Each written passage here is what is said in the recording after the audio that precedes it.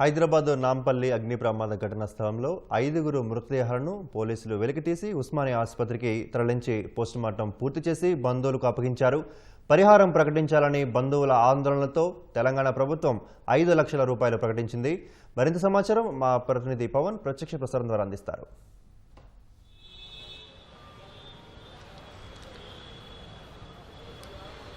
నాంపల్లి అగ్ని ప్రమాద ఘటన విషాదాంతంగా ముగిసింది. ఈ ఘటనలో 5 ప్రాణాలు కోల్పోయారు. నిన్న మధ్యాహ్నం జరిగిన ఈ ఘటనలో రెస్క్యూ సిబ్బంది తీవ్రంగా శ్రమించి ఈరోజు ఉదయం తర్వాత వారి మృతదేహాలను ఇక్కడ నుంచి వెలికితీశారు. వెలికితీసిన తర్వాత వారిని ఇక్కడ నుంచి ఉస్మానియా మార్చరికి తరలించి అక్కడ పోస్టుమార్టం నిర్వహించారు. పోస్టుమార్టం నిర్వహించిన తర్వాత బాధిత కుటుంబాలు ఎవరైతే ఉన్నారో వాళ్ళంతా ఆందోళనకు దిగారు. ఆందోళనకు దిగి తమకు న్యాయం చేయాలంటూ కూడా నిరసన వ్యక్తం చేసినటువంటి పరిస్థితి ఉంది. ఈ క్రమంలోనే అప్పటికే ఈ ఘటనపై స్పందించినటువంటి ప్రభుత్వం మంత్రి పొంగులేటి శ్రీనివాసరెడ్డి మంత్రి దీనిపై స్పందించి మృతుల కుటుంబాలకు 5 లక్షల చొప్పున పరిహారం ప్రకటించారు. ఆ తర్వాత ఆందోళన విరమించినటువంటి కుటుంబ సభ్యులు వీళ్ళంతా కూడా బాధిత కుటుంబ సభ్యులు అధికారుల హామీతో అక్కడి నుంచి ఆ మృతదేహాలు తీసుకొని అంత్యక్రియలకు తమ స్వగ్రామాలకు వెళ్ళినటువంటి పరిస్థితి అయితే ఉంది. ప్రస్తుతం మనం ప్రమాదం జరిగినటువంటి నాంపల్లిలో బచ్చాస్ ఫర్నిచర్ దగ్గర ఉన్నాము. ఇంకా ఇక్కడ పొగలు మాత్రం ఆగలేదు. ఇప్పటికీ కూడా రెస్క్యూ సిబ్బంది, అగ్నిమాపక సిబ్బంది ఇంకా తీవ్రంగా శ్రమిస్తూనే ఉన్నారు. ఒకసారి మనం చూడొచ్చు, ఇక్కడ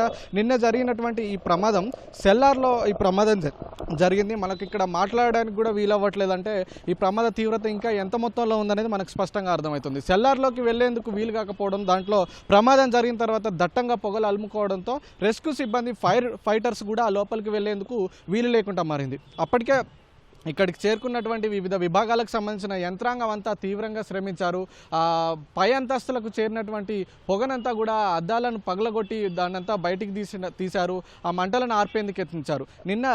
నిన్న మధ్యాహ్నం నుంచి ఈరోజు ఉదయం వరకు కూడా ఈ రెస్క్యూ అనేది కొనసాగింది. అయితే సెల్లార్లో మాత్రం ఒక 5 చిక్కుకున్నారు. అప్పటికే 2 చిన్నారులు సెల్లార్లోనే, అంటే ఈ భవనానికి సంబంధించినటువంటి వాచ్మెన్ కుటుంబం సెల్లార్లో నివసిస్తుంది. వాళ్ళ 2 పిల్లలు దాంట్లోనే ఉన్నారు. మరొక వృద్ధురాలు కూడా ఉన్నారు. ఈ 3 కాపాడేందుకు మరో 2 ఇక్కడ పనిచేసే సిబ్బంది వెళ్ళి వాళ్ళు కూడా అందులోనే చిక్కుకుపోయిన పరిస్థితి ఉంది. ఈ 5 కూడా అక్కడి నుంచి బయటికి రాలేకపోయారు. తీవ్రమైన పొగకి అందులోనే చిక్కి ప్రాణాలు కోల్పోయినటువంటి పరిస్థితి అయితే ఉంది. అయితే ఘటన జరిగిన తర్వాత ఇక్కడికి చేరుకున్నటువంటి ఫైర్ ఫైటర్స్కి లోపలికి వెళ్లేందుకు వీలు కాలేదు. ఈ క్రమంలోనే చుట్టూ కూడా, అంటే నిన్నటి నుంచి తీవ్రంగా శ్రమించినప్పటికీ, మంటలను అదుపు చేసినప్పటికీ కూడా దీంట్లో దట్టంగా పొగలు అలుముకునేసరికి లోపలికి వెళ్ళడానికి వీలు కాలేదు. ఇక ఇవాళ మధ్యాహ్నం ఈ భవనానికి చుట్టూ కూడా మనం చూస్తున్నట్టుగా ఈ భవనం చుట్టూ కూడా రంధ్రాలు చేశారు. రంధ్రాలు చేసి చిన్న చిన్న రంధ్రాలను పెద్దగా చేసి మొత్తం పొగనంతా తీసిన తర్వాత అప్పుడు మాత్రమే లోపలికి వెళ్ళడానికి వీలైంది. ఆ తర్వాత ఒక్కొక్కటిగా మృతదేహాలను బయటికి తీసి ఇక్కడ నుంచి ఈ మృతదేహాలన్నింటినీ కూడా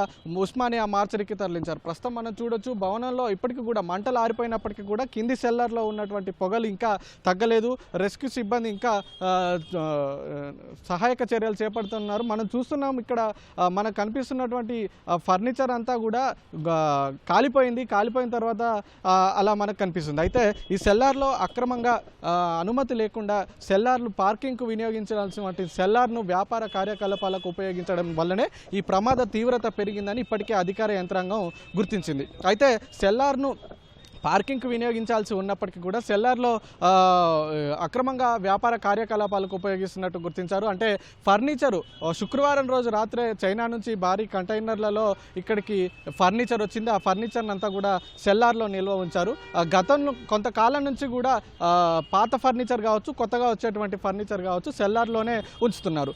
ఈ ఫైర్ ఫైటర్స్ కూడా సహాయక చర్యలు చేపట్టేటప్పుడు లోపలికి వెళ్లేందుకు ఈ ఫర్నిచర్ కూడా అడ్డుగా మారడంతో వాళ్ళకు కూడా తీవ్ర ఇబ్బందులు తలెత్తాయి. అయితే బాధిత కుటుంబ సభ్యులైతే నిన్నటి నుంచి కూడా ఇవాళ ఉదయం వరకు కూడా తమ వారు క్షేమంగా బయటకు వస్తారనేటువంటి 1000 కళ్ళతో ఎదురు చూసినప్పటికీ కూడా వాళ్ళ ఆశలన్నీ అడియాశలయ్యాయని చెప్పుకోవచ్చు. వాళ్ళంతా కూడా, ఎందుకంటే లోపల ఉన్న పొగ కారణంగా బయట ఉన్నటువంటి ఫైర్ ఫైటర్స్ లోపలికి వెళ్లేందుకే వీలు కాలేదంటే నిన్న ఆ పొగలో ఈ ప్రమాదంలో చిక్కుకున్న వారు కాసేపటికే ఆ పొగను పీల్చి స్పృహ కోల్పోయి సజీవ దహనమైనటువంటి పరిస్థితి. కానీ కుటుంబ సభ్యులు మాత్రం తమ వాళ్ళని తీసుకొస్తారేమో అధికారులు, సిబ్బంది అంటూ కూడా ఎదురు చూశారు.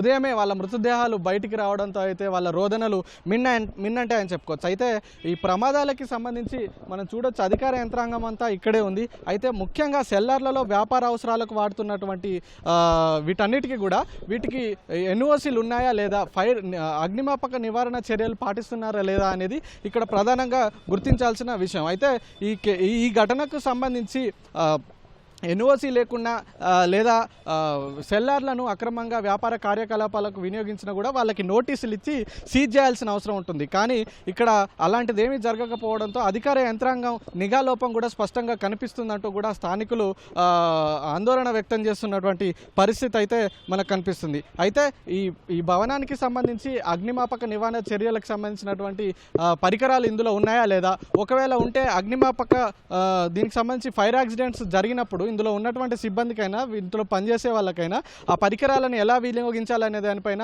ఇటు యజమానులు కానీ లేదా అధికార యంత్రాంగం కానీ అవగాహన కల్పించిందా లేదా అనేది కూడా ఇప్పుడు అనేక విమర్శలు కూడా వినిపిస్తున్నటువంటి పరిస్థితి అయితే ఉంది. మొత్తానికైతే ఈ ఘటనలో ఒక 5 అమాయకులైతే ప్రాణాలు కోల్పోయిన విషయం అయితే అందరినీ కలిసివేస్తుందని చెప్పుకోవచ్చు. తరచూ నగరంలో అనేక ఘటనలు జరుగుతున్నప్పటికీ కూడా అధికార యంత్రాంగం ఘటన జరిగినప్పుడే నోటీసులు ఇవ్వడం, పై చర్యలు తీసుకోవడంతో అయితే స్థానికుల నుంచి విమర్శలు వెల్లువెత్తుతున్నాయి. దీనికి సమీపంలోనే అనేక ప్రభుత్వ కార్యాలయాలు, అలాగే పార్టీలకు సంబంధించినటువంటి కార్యాలయాలు, నాంపల్లి మెట్రో స్టేషన్ ఇవన్నీ కూడా దీనికి సమీపంలోనే కూతవేటు దూరంలోనే ఉంటాయి.